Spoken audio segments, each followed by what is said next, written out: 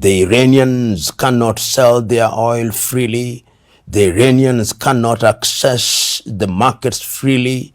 They cannot borrow, and their currency has been devalued in a manner that has never been seen in many parts of the world. And that has made the people begin to rise up. And they are rising up on a number of issues. They are saying we want greater freedoms. They are saying the economy is so bad that we want to see improvement. But the reality is that the economy cannot improve. And one can see that in the very reconciliatory messages from both the spiritual leader or the Ali Khamenei and President Massoud. The demonstrations have been going on for almost 3 weeks, but they are not coming out with violent language, if you may. And one of the things that they are now doing is to externalize the problem. They are saying, we know we have domestic problems, but we can see the hand of the United States of America. We can see the hand of Israel. And as regards Israel, you remember in the month of June, the year 2025, there was the 12-day war. And that war, in my view, has never been concluded. There was a very loose agreement which was midwifed by the United States of America, and there is an armistice of sorts. But technically, Iran and Israel are at war. There is a younger population of Iranians who think that their country should be administered differently. There are economic problems. The remnants of the Pahlavi regime, and we are being told that one of the sons of Mohammad Reza Pahlavi is actually one of the prime movers of the demonstrations that are taking place in Iran now. Whether true or not, we do not know. We are being told that the Israelis are also somehow exercising some control via an invisible hand. We are told that the Americans are also present, and in the case of the Americans, they cannot escape indictment because their President Trump is saying, you touch any of the demonstrators and we are locked and ready to bomb you. So that is the situation in which Iran finds herself, and as we speak now, they are on high military alert. I know many commentators take the view that what happened in Caracas cannot happen in Tehran. But even if it is not an exact replica of what happened in Caracas, the Americans are capable of entering into that space and creating a vacuum, therefore. And if a vacuum is created, then what will ensue is chaos, and we don't have to look far. When Saddam Hussein was eliminated in Iraq, you've never seen Iraq go back to factory setting, if one may use that metaphor. So Iran finds herself in a very difficult situation because of a combination of legitimate domestic problems, a constitutional crisis, and external problems, which all conjoined only spell one word: danger. You know, whenever you see a country going through a crisis of the kind that we see in Iran, it means that institutions are no longer responding to the needs of the people. So as it is now, there is appetite for change. For some people, there's even nostalgia for the old regime, which is very human.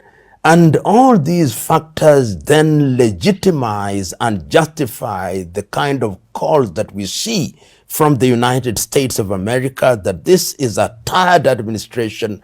And of course, the word that the United States of America and Western Europe always use is democracy, a one-size-fits-all Eurocentric, Americocentric model of governance. And the younger generation are responding to this rhetoric.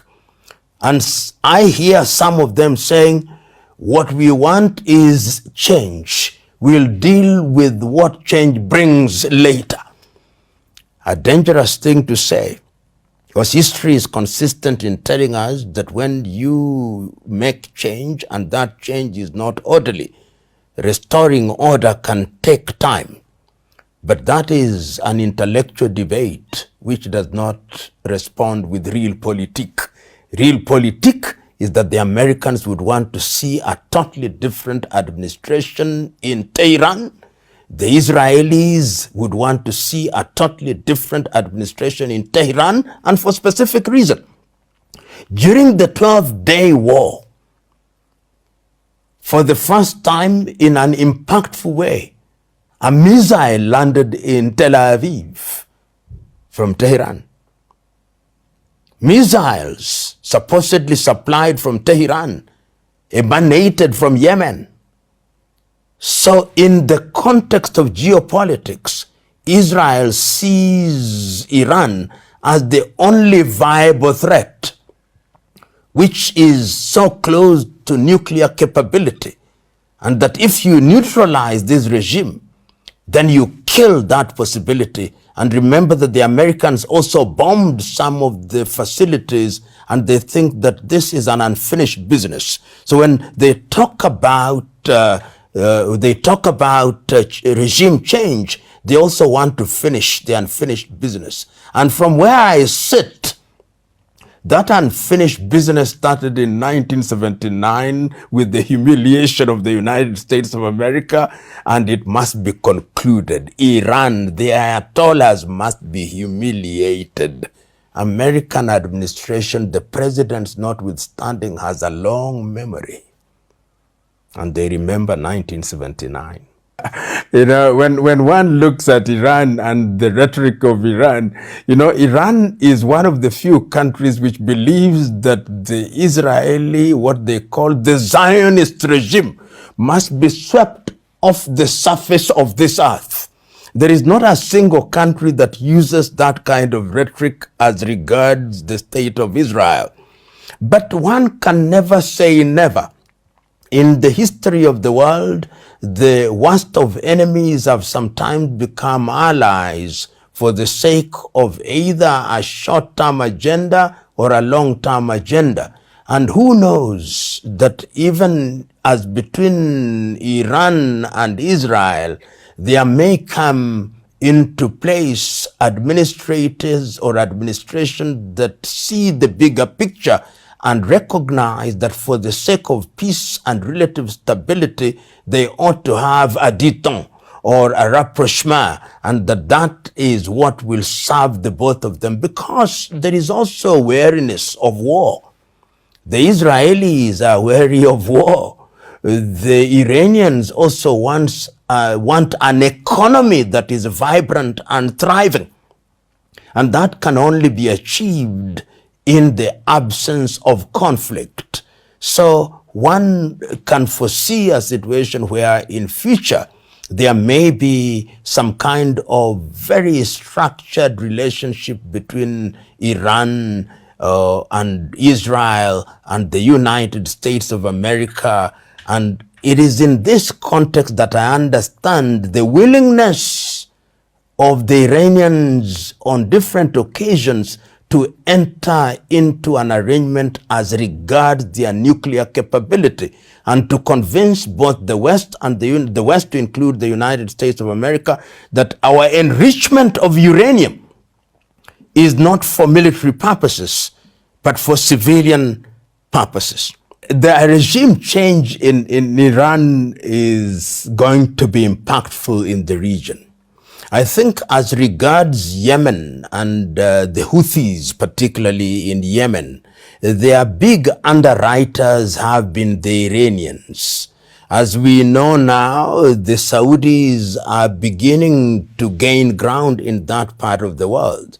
And I think if the regime changes in Iran, then the supply of weapons will be cut, and the Houthis will not have the capacity or the ability to deal with the Saudis or any other perceived enemies in the manner that they have been. and they will have no bullets in quantities that they need. Ati black chocolate ni fine melanin bana kutoka nikapate. Kanapenda kenye mi wanapenda, so kanapenda toto chupa na haga nono. Madam na kudai, umedunga mini na unapenda mangwai. Una dance fit, unawacha nikismile. Ama niko high, jua life nice. Kono moja mbele, gine yenderembe. Baila, baila, yoni